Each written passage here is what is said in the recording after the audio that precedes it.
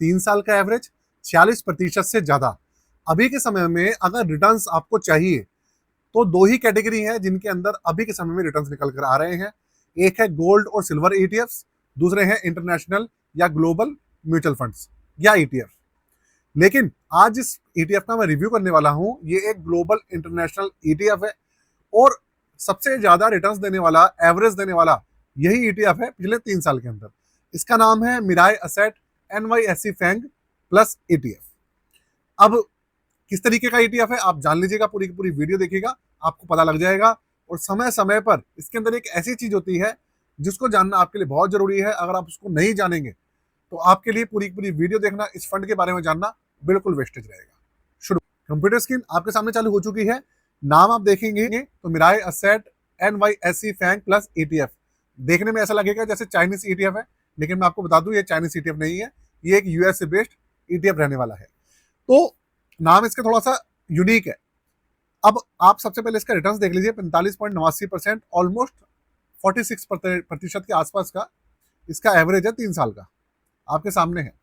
और रैंकिंग इसको मिली नहीं है और अभी के समय में इसका एनएवी चल रहा है 134.57 रुपए। रिटर्न्स वाले पोर्शन पे आपको देखता हूँ, लेके जा रहा हूँ वहां पे पूरी की पूरी जो चीज है वो आपको समझा रहा हूँ। 3 साल का एवरेज है 45.89%, 1 साल का एवरेज है 30.18%। आप देख लीजिए, आपको पता है कि भाई 1 साल में हमारे जो निफ्टी 50 है, हमारा सेंसेक्स है और मार्केट ने कितने गजब के रिटर्न्स निकाल के दिए हैं, आपको बताने की जरूरत नहीं है। मार्केट 1-1.5 साल पहले करीबन 26,400 पॉइंट्स के आसपास, 300 पॉइंट्स के आसपास थी। आज वो चल रही है 23,200 या 250 पॉइंट्स के आसपास, देख लीजिए। और 3-4 बार मार्केट ऊपर जाके नीचे आ चुकी है। तो 6 महीने में हल्का सा माइनस में है 3.18, 3 महीने में 6.20% माइनस में है, लेकिन 1 महीने में इसने रिकवरी करी है, 6% का पॉजिटिव रिटर्न निकाल के दिया है। जबकि सारी मार्केटें, सारे इंडेक्सेस ग्लोबली क्रैश करके हैं। इंटरनेशनल आप चाहे यूएसए ले लीजिए, भले चाइनीज ले लीजिए, यूरोप, ऑस्ट्रेलिया, कनाडा, जापान और हमारा इंडिया, सब क्रैश कर रखे हैं। फिर भी 1 महीने में ये पॉजिटिव रिटर्न निकाल कर दे रहा है। आगे पोर्टफोलियो के ऊपर एक थोड़ा सा आपको नजर डालता हूं जिससे कि आप इसके बारे में और अच्छे से जान पाए।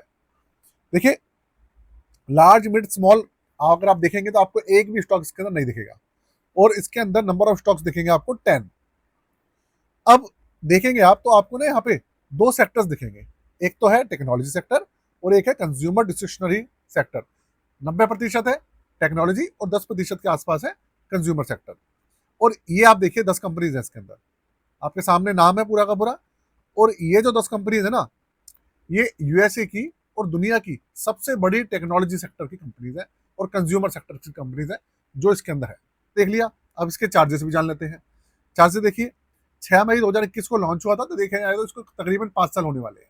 एनवाईएससी फैंग प्लस टीआरआई, ये इसका बेंचमार्क है, ओपन एंडेड स्कीम है और 0.65% का इसका एक्सपेंसिव रेशियो है। एक्सलूट है नहीं और 5,000 रुपये से मिनिमम एप्लीकेशन अमाउंट वगैरह है इसके अंदर और लॉक इन पीरियड बिल्कुल भी नहीं है। 3,194 करोड़ का इसका एयूएम है और 23.36% इसका अभी के समय में जो एवरेज इसका 4.5-5 साल का वो है।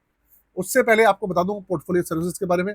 अगर आप पोर्टफोलियो बनवाना चाहें, अपना पोर्टफोलियो रिव्यू कराना चाहें, ऐसी कंडीशन में आपके पोर्टफोलियो तो रिटर्न्स नहीं दे रहे होंगे और आपका पोर्टफोलियो ठीक नहीं चल रहा है तो बिल्कुल नहीं चलेगा। व्हाट्सअप नंबर लिखा हुआ डिस्क्रिप्शन के अंदर, चार्जेस 999 रुपये, आप हमसे व्हाट्सअप पे जुड़ सकते हैं। तो वो जो पॉइंट है वो ये है कि ये एक ग्लोबल ईटीएफ है। तो अभी भारत सरकार की लिमिट है कि भाई $7 बिलियन की वजह से जो पूरी की पूरी फॉरेन इन्वेस्टमेंट है, अगर $7 बिलियन के ऊपर पहुंच जाए तो वो क्या होती है, रुक जाती है।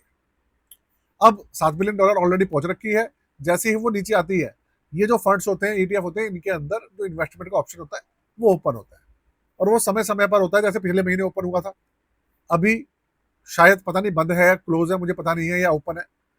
ये समय समय पर आपको चेक करना पड़ेगा फंड के अंदर जाके, या फिर अगर आप हमारे चैनल से जुड़े रहेंगे, सब्सक्राइब कर लेंगे, तो भी हम आपको इस बारे में इंफॉर्मेशन देते रहेंगे। जब जब जिस जिस फंड के अंदर सब्सक्रिप्शन ओपन होती है वो भैया हम आपको बताते हैं।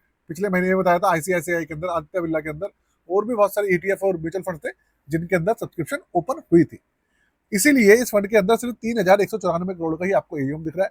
छोटी सी वीडियो थी दोस्तों जो मैंने आपको बताई है। बहुत सारी इंफॉर्मेशन अगर छूट गई हो, आप जानना चाहते हो इस फंड के बारे में, तो मुझे कमेंट बॉक्स के अंदर बताइएगा, मैं आपको उसका आंसर जरूर दूंगा। चलिए आज के लिए जय हिंद और चैनल को सब्सक्राइब कर लीजिएगा।